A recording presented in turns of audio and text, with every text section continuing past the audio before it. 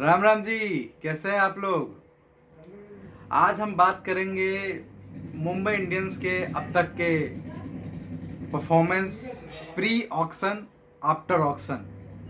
कि आखिर ऐसा क्या चेंज हो गया मुंबई इंडियंस के परफॉर्मेंस में, टीम कम्बिनेशन में, कि अब तक 8 मैच में वो एक भी मैच नहीं जीत पाई है। और आज हम इस टॉपिक पे इसलिए भी बात कर रहे हैं कि कल जब मुंबई इंडियंस के जो कैप्टन है रोहित शर्मा, उन्होंने ट्विटर पे अपना दर्द बयां किया कि अपने फैंस को दिलासा दिया कि एक सीज़न ऐसा भी आता है कि हमारे लक में कुछ भी नहीं रहता है और लगातार आपका परफॉर्मेंस डाउन होते जाता है, आपका खराब परफॉर्मेंस करते हैं, फैंस को इससे निराशा भी होती है।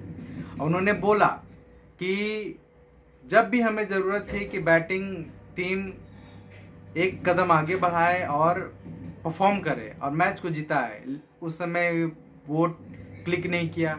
और जब ज़रूरत है कि बॉलिंग टीम आगे आए और मैच जिताए, वो भी क्लिक नहीं किया। और हम अब तक अपने फैंस को कुछ खासा परफॉर्मेंस नहीं दिखा पाए हैं और हम निराश भी हैं और आगे चाहेंगे कि टीम परफॉर्म भी करे। चलिए अब बात करते हैं प्री ऑक्शन से पहले कि मुंबई इंडियंस एक मजबूत टीम क्यों थी और बार बार 5 ट्रॉफी आखिर क्यों जीतती थी। मुंबई इंडियंस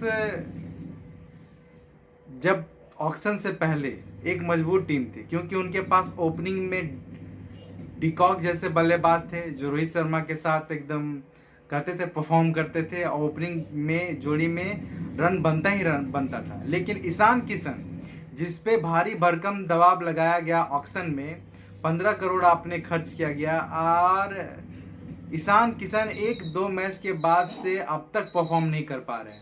वो गलत शॉट खेल के या फिर उनकी कमजोरी को पकड़ते हुए वो शॉर्ट बॉल नहीं खेल पाते हैं, उसी बॉल पे डाल करके उन्हें आउट करते हुए चलता बनते हैं।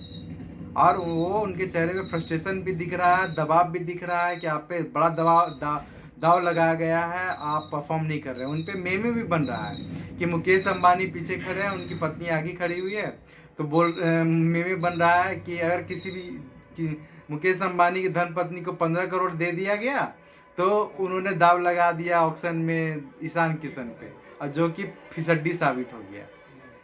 और आपने जो ऑक्शन में भी कम दाम में इससे भी अच्छे प्लेयर को ले सकते थे, लेकिन आपने ऐसा नहीं किया।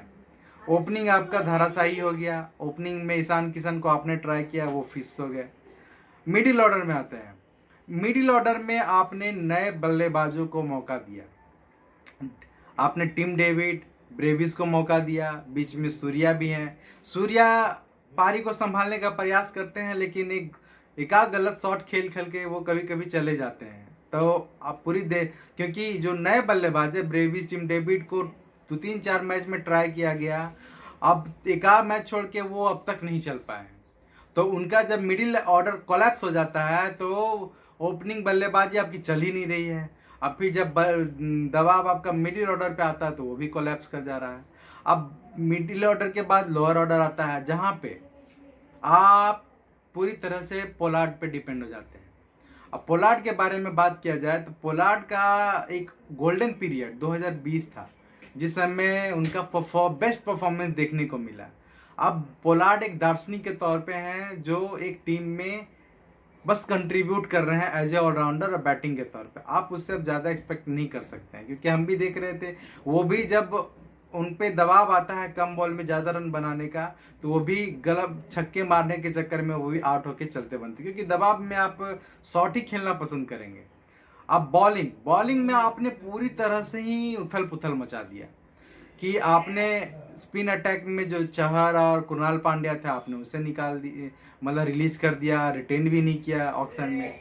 आपने बॉलिंग में पूरी तरह से जो बोल्ट थे और भी प्लेयर थे, आपने सिर्फ बुमराह को रखा। बुमराह को सपोर्ट करने के लिए दूसरे एक क्वालिटी का बॉलर नहीं दिखा।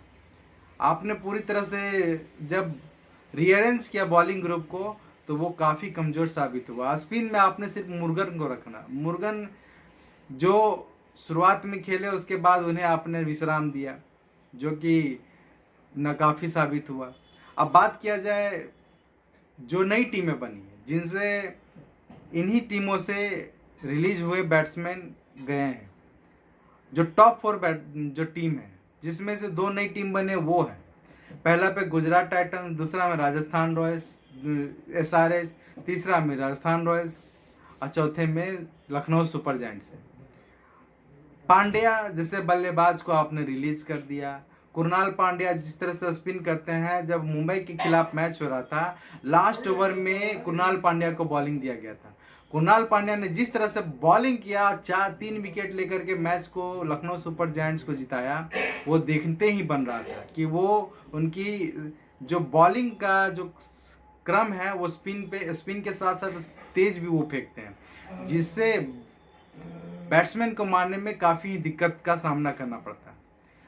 और आपका मिडिल क्रम जो पांड्या थे, ये सब रिटेन नहीं किया, आपने जाने दिया। चलिए, एक रूल्स था BCCI का कि आप 4 ही प्लेयर को रिटेन कर सकते हैं, जब बाकी टीम ने उसे रिटेन कर लिया, लेकिन कुछ प्लेयर आपके ऑक्शन क्रम में थे जिसे आप रिटेन कर सकते थे, जैसे डिकॉक थे, कुणाल पांड्या थे, और भी प्लेयर थे जिसे रिटेन कर सकते थे, बोल्ट थे, लेकिन आपने रिटेन नहीं किया। आपने नए प्लेयर को मौका दिया, जो कि नाकाफी साबित हुआ अब तक परफॉर्मेंस देख करके।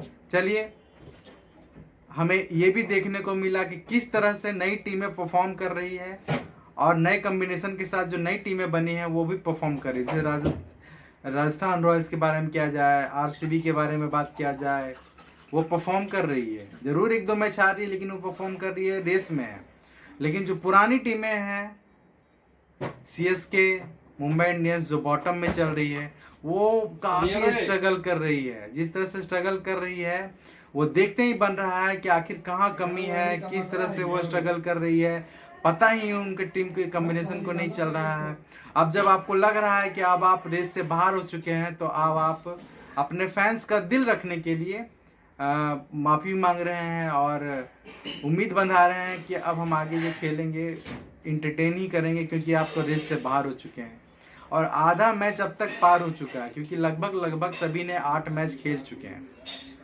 देखिए, अब आगे हम चाहेंगे कि वो इंटरटेन करे, और एक जो रोमांच है प्लेऑफ में, जब रन रेट का कॉम्बिनेशन बैठेगा, क्योंकि लास्ट में जिस तरह से प्लेयर के पॉइंट्स टेबल में पॉइंट्स सेम है, लेकिन रन रेट के कारण आगे पीछे हैं।